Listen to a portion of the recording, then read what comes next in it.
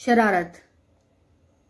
पहले उसने शरबत जैसी आंखों से मखमूर किया, फिर आंखों में पानी भर के और भी चकनाचूर किया। दिल को थामा, आह भरी, रोने पर मजबूर किया।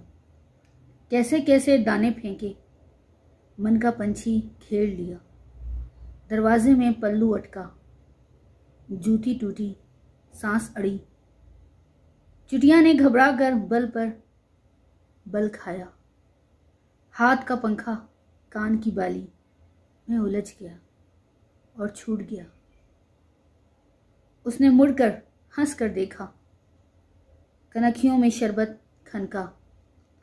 फिर मूर्ख ने सारा किस्सा बस्ती में मशहूर किया। ये नज़्म थी रिफत नाहिद साहिबा की और उनकी किताब देर सवेर में ये नज़्म शामिल है। बहुत बहुत शुक्रिया।